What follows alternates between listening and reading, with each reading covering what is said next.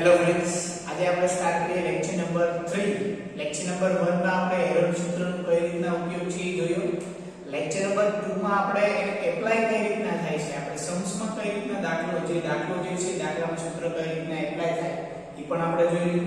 તો આજના લેક્ચરમાં આપણે એવું જોવાનું છે, આપને ખ્યાલ છે કે વિષમ બાજુ ત્રિકોણમાં હેરોલ્ડનું સૂત્ર યુઝ થાય છે. વિષમ બાજુ એટલે કે ત્રણે બાજુ અલગ હોય અને જો ત્રણે બાજુ આપેલું હોય તો આપણે કાલે જે દાખલો જે ગયો આના ગયા લેક્ચર, ઓકે, તો એ મેથડ થી આપણે ગણી શકીએ છીએ. એટલે કે ત્રણે બાજુ તમને આપેલી હતી. પણ હવેનો જે ક્વેશ્ચન આપણે ગણવા જઈ રહ્યા છીએ સ્વાધ્યાય 12.1 આપણે પહેલેથી સ્ટાર્ટ નહીં કરીએ, થોડા છેલ્લેથી ક્વેશ્ચન સ્ટાર્ટ કરીએ. ડન. ઈ ક્વેશ્ચન માં કેવું છે, હવે એને આપણે રકમ પહેલા વાંચીએ અને પછી સમજીએ કે ઈક્વેશન જે આપણે આના આગળના લેક્ચરમાં જે ભણ્યો ક્વેશ્ચન અને આ ક્વેશ્ચનના ડિફરન્સ શું છે. ડન. તો આપણે સ્ટાર્ટ કરીએ સ્વાધ્યાય 12.1 નો ક્વેશ્ચન નંબર 4. ક્વેશ્ચન નંબર 4 પહેલા આપણે શું કહેવા માંગે છે એ પહેલા રકમ મેળવી વ્યવસ્થિત જોઈ લઈએ. તો કે છે ત્રિકોણની પરિમિતિ તમને આપેલી છે 42 સેમી, બીજી બે બાજુઓ તમને આપેલી છે 18 સેમી અને 10 સેમી હોય તો ત્રિકોણનું ક્ષેત્રફળ જે છે એ આપણે મેળવવાનું છે. તો આજ સ્ટાર્ટ કરીએ ક્વેશ્ચન નંબર 4. ક્વેશ્ચન નંબર 4 માં જે તમને આપેલું છે કે ત્રિકોણની પરિમિતિ આપેલી છે અને બે બાજુ આપેલી છે. તો આના આગળના લેક્ચરમાં આપણે જોયું કે એમાં ત્રણ બાજુ મને આપેલી હતી. હવે આમાં ઓન્લી ફોર મને શું આપેલું છે, ધારો કે આપણે લઈ લઈએ કે આ એક પ્રકારનો કોઈ એક ત્રિકોણ છે, બરાબર. તો ત્રિકોણની પરિમિતિ જે છે એ તમને આપેલી છે 42 સેમી. આ ત્રિકોણની પરિમિતિ મીન્સ કે શું, ત્રણ બાજુનો સરવાળો એટલે કે પરિમિતિ તમને આપેલી છે બરાબર 42 સેમી. હવે તેમાં તમને બાજુઓ પણ અલગ અલગ આપેલી છે. ધારો કે આને હું લઈ લઉં છું 10 સેમી, આને લઈ લઉં છું 18 સેમી. તો આ બાજુ તો મને આપેલી નથી. તો હવે પહેલા પ્રથમ મારી પાસે જો બાજુ હશે તો હું લખી શકીશ. ડન. તો બાજુઓ મારી પાસે છે પણ એની એક્સ્ટ્રામાં એક વસ્તુ એડવાન્સમાં તમને આપી દીધેલી છે પરિમિતિ. તો હવે આપણે પરિમિતિનો ઉપયોગ કરી અને ત્રીજી બાજુ મેળવીએ. તો સૌપ્રથમ આપણે દાખલામાં જે વસ્તુ આપેલી છે એ આપણે લખી નાખીએ. તો કે ધારો કે a બરાબર આપણે લઈ લઈએ છીએ 10 સેમી, b બરાબર આપણે લઈ લઈએ છીએ 18 સેમી અને c નું મને કાંઈ માપ આપેલ નથી, પરંતુ પરિમિતિ આપેલી. પરિમિતિ એટલે કે શું થઈ જશે મારી પાસે, તો કે ત્રણ બાજુનો સરવાળો a b c શું થશે, કુલ પરિમિતિ થશે.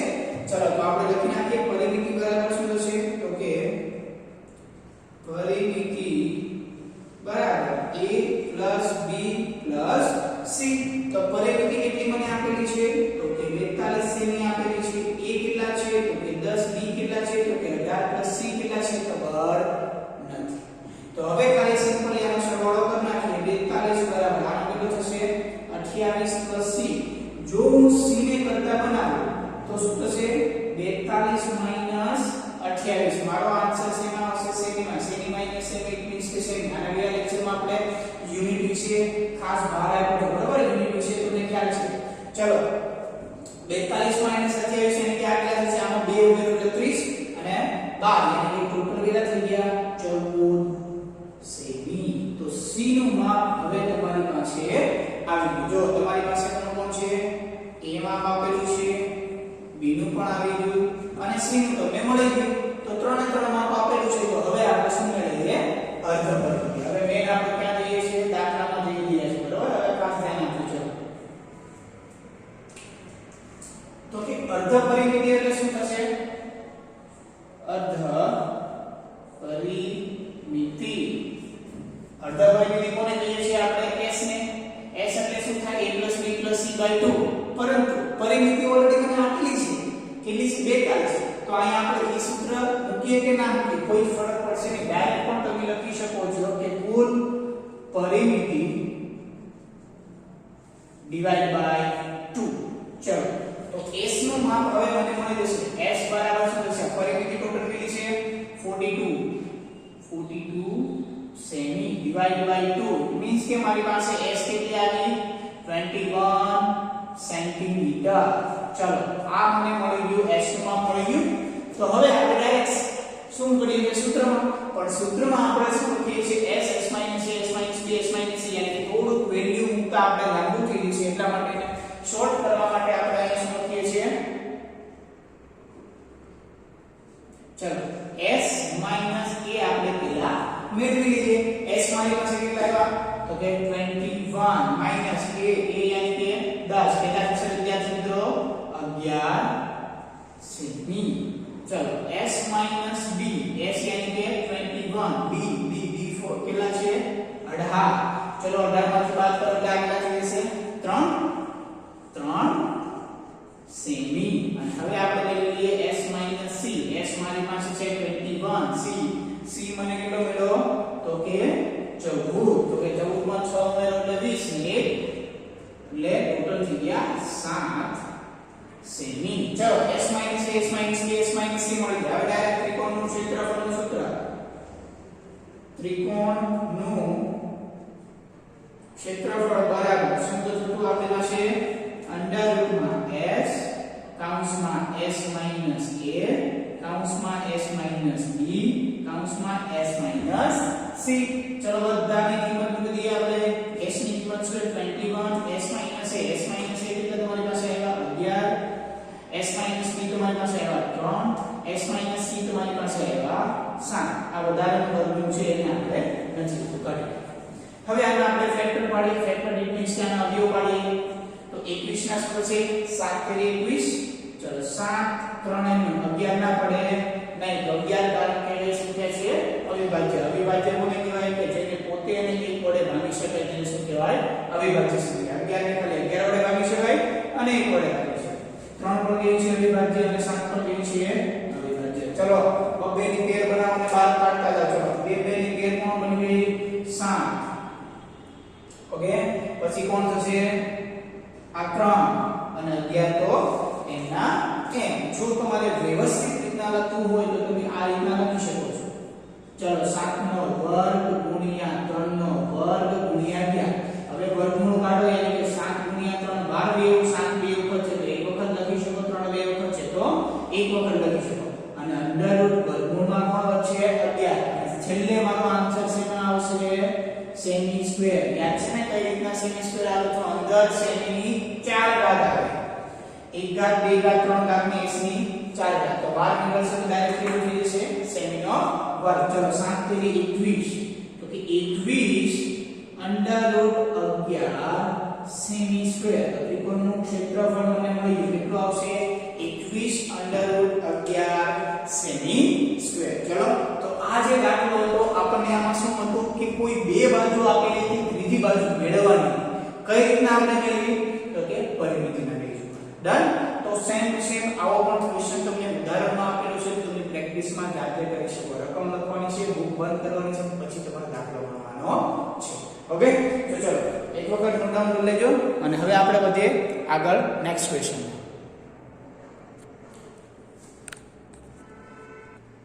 ચલો હવે આપણે ક્વેશ્ચન સ્ટાર્ટ કરીએ. Question number 5. ક્વેશ્ચન નંબર 5 આપણે શું કહે છે આપણે જોઈએ રકમ.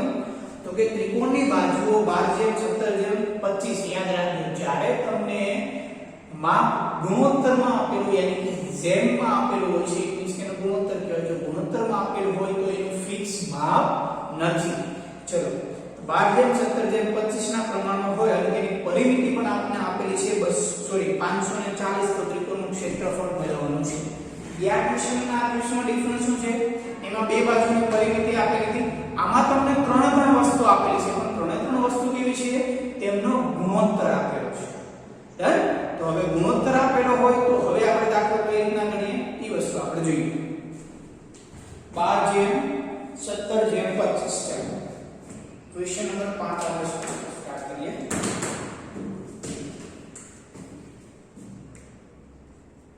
ક્વેશ્ચન નંબર 5 માં ત્રિકોણની બાજુઓ જે છે એ તમને કેટલાની આપેલી છે ગુણોત્તરમાં આપેલી છે. બરાબર. ત્રિકોણની બાજુ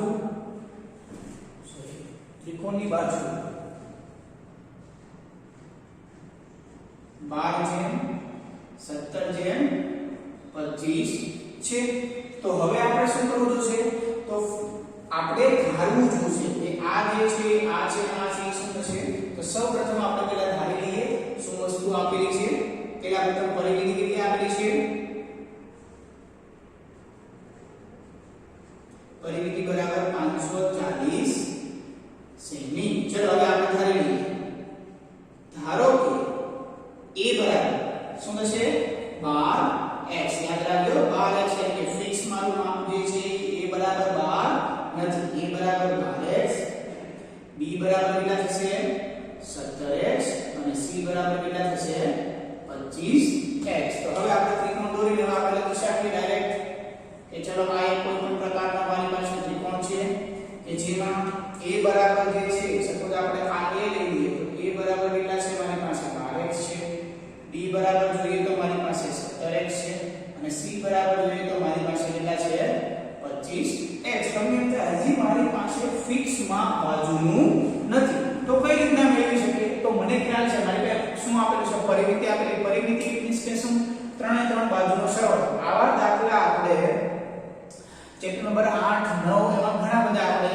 જોઈ ગયા છે કે ચતુષ્કોણની બાજુનો ગુણોત્તર તમને આપેલો હોય છે કે 2:3:4 4:5 પણ તમને આપેલો તો તમે શું કરતા 2x 3x 4x 5 360 ડિગ્રી કરતા તો સેમ ટુ સેમ ઈ જ કોન્સેપ્ટ આપણે અહીં ઉપયોગ કરવાનો છે તો ચલો આપણે જોઈ લઈએ પરિમિતિ બરાબર શું થશે a b c યાની કે ત્રિકોણની પરિમિતિ પણ તમે લખી શકો છો ચલો પરિમિતિ મને કેટલી આપેલી છે તો કે 540 સેમી a બરાબર કેટલા છે 12x છે b બરાબર કેટલા તો 17x છે c બરાબર કેટલા તો 25x છે બસ આ ખાલી ટોટલ સરવાળો કરો 540 બરાબર ચલો 5 ને 7 12 12 ને 2 14 14 ને 4 વધી પડી 1 2 ને 1 3 3 ને 1 4 4 ને 1 કેટલા થઈ જશે ઓલા વધી 5 એટલે 54x જો આમાંથી હું x ને કરતા બનાવો એટલે 540 ભાગ્યા કેટલા થશે 54 થશે x ને ગુણાકારમાં 54 છે 54 ને ગુણાકારમાં હોય તો ક્યાં જશે બરાબરની કરી બાજુ ભાગાકાર જો આનો છેદ ઉડાડીશ તો શું આવશે ખાલી 10 ઇટ મીન્સ કે તમારી x બરાબર કેટલું આવી ગયું 10 આ x બરાબર કેટલું આવી ગયું 10 તો હવે તમને બાજુનું માપ મળ્યું ચલો બાજુનું માપ a બરાબર 12x છે x ની જગ્યાએ 10 ની જગ્યાએ શું થાય 12 * 10 એટલે કે મારી બાજુ કેટલી થઈ ગઈ 120 રાઈટ મળી ગયું બાજુ બસ આ તે થોડો નાનો કોન્સેપ્ટ હતો એ હવે આપણે જોઈએ તો હવે આપણે દાખલામાં જ્યારે બાજુનો ગુણોત્તર આપેલો હોય અને પરિમિતિ આપેલી હોય ત્યારે કઈ રીતના દાખલા ગણો એ હવે તમને આવડે છે ચલો હવે આપણે લખીએ અહીં a બરાબર કેટલા છે 12x પરંતુ 12 * કેટલા થશે 10 તો ટોટલ મારી બાજુ કેટલી થઈ જશે 120 સેમી આ જે મને માપ મળે છે x એ મારું શેમાં હશે સેમીમાં હશે નહીં કઈ રીતનું હવે જો આ ખાલી કોન્સેપ્ટ જે છે કઈ રીતનું આવે છે બધું તમને અહીં દેખાડજો મારી પાસે કેટલા હતા 540 સેમી બરાબર અને આ જે માપ છે એ બધા સેમીમાં હતા યાની કે આ 54 કેટલા આવ્યા સેમી યાદ રાખજો સેમી + સેમી + સેમી યાની કે હંમેશા સેમી થાય તો આ કેટલા આવી ગયા 54 સેમી 54x સેમી બરાબર અહીંયા હું x લખી નાખું ચલો હવે હું જો x ને કરતા બનાવું તો 540 સેમીના છેદમાં કેટલું આવે 54 સેમી આવે તો હવે જો સેમી સેમી ગયા આ 54 * 10 એટલે 540 એટલે કે x નું માપ જે છે એ ઓન્લી ફોર 10 આવે છે એક પણ પાછળ એમાં યુનિટ નથી હવે અહીંયા હવે અહીંયા જે એનું માપ જે છે આ બધા જ માપ મારા શેમાં છે x બરાબર 12 સેમી 17 સેમી અને 25 સેમી નું માપ છે બરાબર હવે જો તો એનું માપ મારે સેમીમાં છે એટલે કે આ 10 વડે ગુણું છું હવે હું કરું છું 12 સેમી * 10 તો શું આવશે 120 સેમી આવશે જો અહીંયા x મને સેમીમાં મળ્યો હોત તો 12 સેમી * 10 સેમી એટલે કે 120 સેમી સ્ક્વેર થઈ જાય ડન પણ બાજુનું માપ છે કોઈ દે સ્ક્વેરમાં હોય નહીં એટલે આ વસ્તુ જે રાશિ જે છે યુનિટ અહીંયા ક્યાંય આવશે નહીં ચલો હવે આપણે વાત કરીએ b તો b બરાબર કેટલા છે 17x સેમી यानी કે 17 ગુણ્યા 10 સેમી ઇટ મીન્સ કે આ થઈ ગયું 170 સેમી હવે આપણે માપ મળી લઈએ c નું મારી પાસે છે 25x ઇટ મીન્સ કે 25 ગુણ્યા 10 સેમી એટલે કે 250 સેમી ઓકે ચલો હવે મને માપ મળી ગયા ઇટ મીન્સ કે હવે હું શું કરીશ આપણે સેમ ટુ સેમ સૂત્રમાં પહેલા પ્રથમ s - a s - b ને s - c મેળવવું છે તો સૌપ્રથમ આપણે મેળવી લઈએ એની પહેલા આપણે અર્ધ પરિમિતિ જોઈએ છે સૌપ્રથમ પહેલા આપણે અર્ધ પરિમિતિ મેળવીએ અર્ધ પરિમિતિ s બરાબર શું છે કુલ પરિમિતિ મને આપેલી છે તો આપણે લખી શકીએ ડાયરેક્ટ પરિમિતિ ડિવાઇડ બાય 2 ઇટ મીન્સ કે s બરાબર કેટલા આવશે 540 સેમી ના છેદમાં ખાલી 2 છે 2 સેમી માં નથી તો s બરાબર કેટલા આવશે 2 દુને 4 7 દુને 14 બિંદુ ચલો કેટલા આવશે 270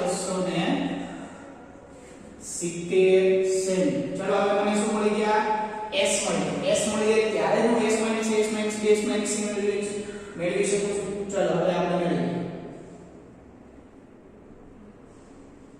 હવે s - a s यानी કે 240 સેમી માઈનસ a એનું માપ પણ સેમી માં છે એટલું 120 સેમી તો સેમી માઈનસ સેમી ઇટ મીન્સ કે કેટલું થશે સેમી ચલો આનો આન્સર શું થશે 150 સેમી હવે આપણે મેળવી લઈએ s - b ઇટ મીન્સ કે 270 - b b નું માપ કેટલું આવ્યું 170 તો આ કેટલા થઈ ગયા 100 સેમી હવે આપણે મેળવી લઈએ s - c જો આ બધું જ આપણે ડાયરેક્ટ સૂત્રમાં પણ મૂકી શકીએ છીએ પણ સૂત્રનું વર્ગમૂળ બહુ મોટું થઈ જાય બરાબર એને શોર્ટ કરવા માટે આપણે સૌપ્રથમ પહેલા મેળવીએ છીએ જેથી કરીને આપણે અંદર વર્ગમૂળમાં ક્યાંય ભૂલતાય નહીં ચલો s - c s it means કે 270 c it means કે મારી પાસે છે 250 તો 270 - 250 એટલે કે 20 સેમી ચલો મને પરફેક્ટલી માપ બધા મળી ગયા છે હવે ખાલી હું એક શું કરીએ સૂત્રમાં કિંમત મૂકવાની છે બાકી બીજું કોઈ વસ્તુ વધ્યું હવે નથી ડન ચલો હવે આપણે સૂત્રમાં કિંમત મૂકીએ તો ત્રિકોણના ક્ષેત્રફળનું સૂત્ર ત્રિકોણનું ક્ષેત્રફળ બરાબર શું છે સૂત્ર તો કે વર્ગમૂળમાં s s - a s - b and s - c done simply ચલો બધા કામ આન્સર મૂકી દઈએ તો શું થશે s બરાબર કેટલા હતા 270 s - a यानी કે 150 s - b यानी કે 100 s - c यानी કે 20 વર્ગમૂળ ઘટતું હોય તો કાઢી નાખવાનું બરાબર સોરી ઘટતું હોય તો ઉમેરી દેવાનું વધતું હોય તો કાઢી નાખવાનું ચલો હવે આના આપણે પાડવાના છે ફેક્ટર પેલા પ્રથમ 270 ને કઈ રીતના પાડીએ તો મીંડાને ઘડીક સાઈડ મૂકીએ વધ્યા કેટલા 27 મીન્સ કે શું 9 સોરી 9 3 કેટલા થશે 27 તો ડાયરેક્ટ મારી પાસે મળી જજો 9 3 27 અને આ 10 એમ હવે આ 3 ને 3 નો ગુણાકાર કરો જોઈએ 9 3 27 ગુણ્યા 10 એમ કે થઈ ગયા 270 આ જ રીતના તમારે શું પાડવાના છે ફેક્ટર પાડવાના છે સેમ ટુ સેમ 150 ના પાડો મીંડાની સાઈડ મૂકીએ 15 ને આગળ 15 ના આવ્યો પાડો તો કેટલા થશે 5 3 15 તો લખી નાખો yani કે 3 5 15 અને આ 10 એમના એમ હવે આપણે સોના પાડવાના છે તો સોના કઈ રીતના પાડશું હવે જો અહીંયા મારી પાસે ઓલરેડી એક વખત 20 છે સોના આપણે અવયવ પાડીએ તો કઈ રીતના પાડી શકીએ જો તમારે અલગ અલગ બેને ગુણાંકમાં પાડવા હોય તો પણ તમે પાડી શકો પણ તમે જોઈ શકો છો 20 55 કેટલા થશે 100 તો અહીંયા આપણે લખી શકીએ 20 50 100 અને છેલ્લે જે 20 વધ્યા છે એ 20 ના 20 એમ શું કામ આપણે આ વસ્તુ કર્યું હવે આપણે બબેની પેર બનાવવા માટે ઈઝી રહેશે જો બબેની પેર બનાવવા તો 9 છે તો 9 ને આપણે શું લખી શકીએ 9 એમ લખી શકીએ 3 કેટલી વખત છે એક વખત ને બે વખત એટલે કે 3 નો વર્ગ 10 કેટલી વખત છે જોવો જોઈએ એક વખત બે વખત તો 10 નો વર્ગ ચલો